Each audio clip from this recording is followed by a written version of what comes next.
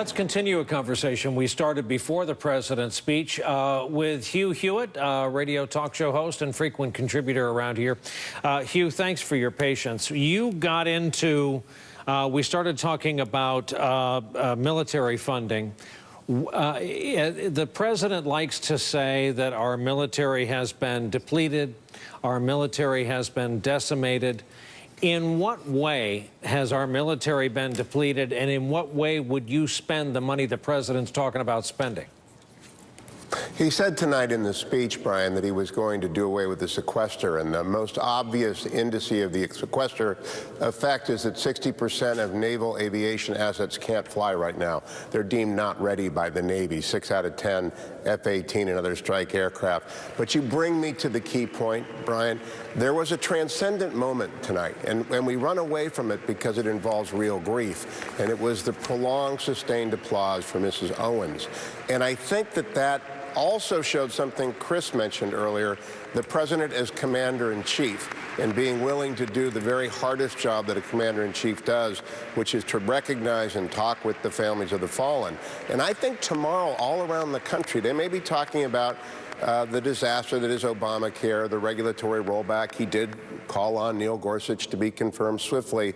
But they'll be talking about Mrs. Owens. They may be talking about Megan Crowley. They may be talking about Denisha. But I think that sustained applause, it was a very patriotic speech.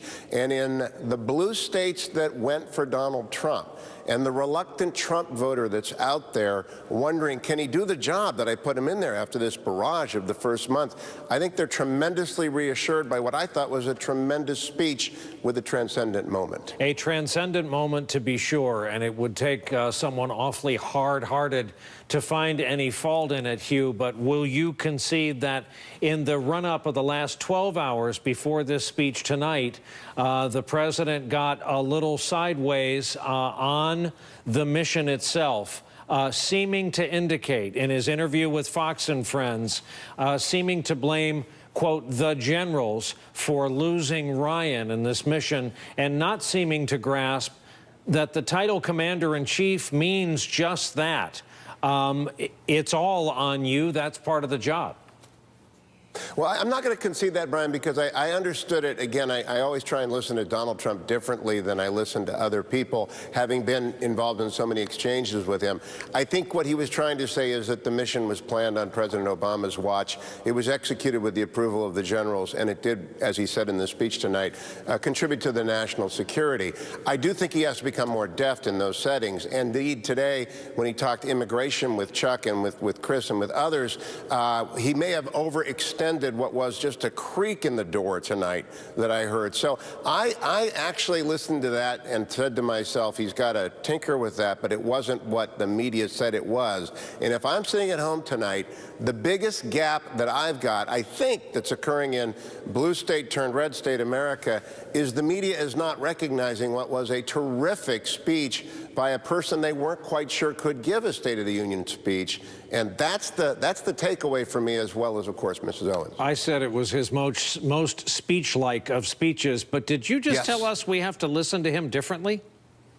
Yes, I did. And I put that down to the fact that it's going to go very well outside of the Beltway or outside of the Acela corridor. You know, Selena Zito's famous comment, some people take him seriously and not literally, other people take him literally and not seriously. It boomerangs around pretty much every news cycle.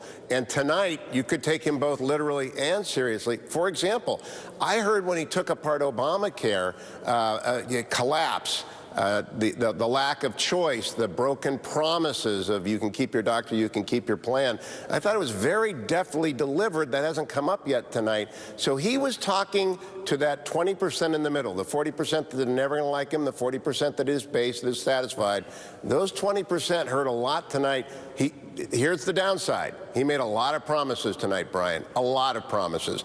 A year from now, we're going to roll the tape, and we're going to see what he delivered, because he wants to be the promise keeper president. So he set himself either up for a big win or a big loss. Among those promises, looking at my notes, dying industries will come roaring back to life, and drug epidemics will stop. Hugh will roll back the tape of this conversation. We'll do the same thing.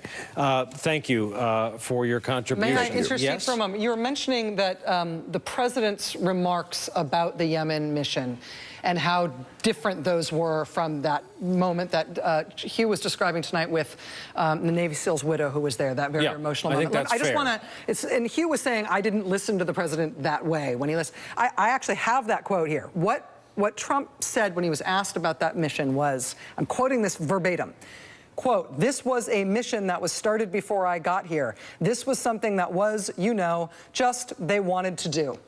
He then said, "My generals are the most respected that we've had in many decades, and I believe, and they lost Ryan." When the president talked about that mission in Yemen, he said, they're basically saying the problems here were their problems. This wasn't me. I didn't make this decision. And so to put on him that he's somehow taken responsibility for the death that occurred on that mission that he did order, that it is his responsibility for because he is commander-in-chief, it's not at all supported by what the president said in that interview. And that may have been a transcendent moment in that speech, but it is light years away from him trying to say, oh, this was the generals, it wasn't me, this is Obama's fault, which is how he has dealt with that death thus far in that race. This really offends me, the fact that he said that, and I agree with you completely, because war is guys shooting at each other, trying to kill each other. Yeah. You go into battle, any firefight, anything can happen. And casualties are part of war. The Europeans knew that well before we knew it. War means casualties. And to dick around about this thing, and for the President of the United States saying, it wasn't my job, the buck does stop there. And it is the commander-in-chief. And I'll go back to the Bay of Pigs. Kennedy said it was me. I was the officer in charge. You have to say that. You've got to write the letter. You can't write the letter to the widow and say, it wasn't me. You got to say, I'm the leader and I take the hit. And by the way, casualties come with war. And it shouldn't be something, well, let's find out what went wrong here. Of course you have after-action reports. But to dwell on this, these are difficult, dangerous missions. People get killed.